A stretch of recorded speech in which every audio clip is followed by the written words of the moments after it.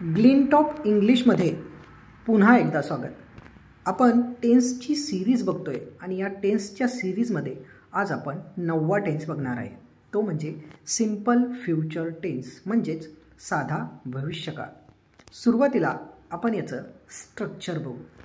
याचं स्ट्रक्चर आहे subject plus shall और will plus verb plus object.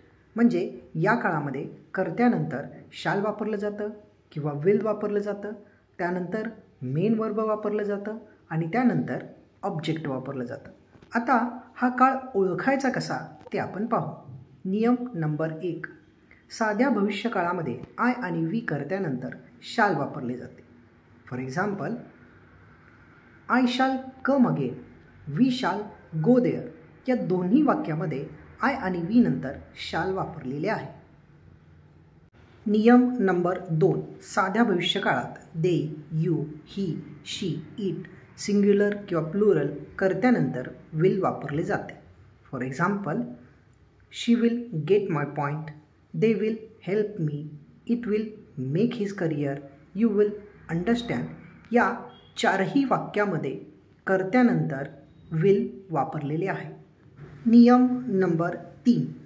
साध्या भविष्यकाळात कर्त्यानंतर मुख्य क्रियापदाचे मूळ रूप वापरले जाते.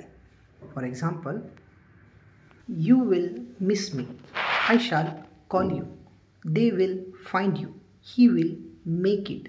या चारही वाक्यामध्ये शाल आणि विल नंतर मुख्य क्रियापदाचे मूळ रूप वापरलेले आहे. नियम नंबर 4. साध्या भविष्यकाळात नकारार्थी वाक्यात शाल किंवा विल नंतर नकारार्थी शब्द वापरला जातो. For example, you will not miss me, I शाल not call you, they will not find you, he will not make it. या चारही वाक्यामध्ये शाल आणि विल नंतर नॉट वापरलेले आहे.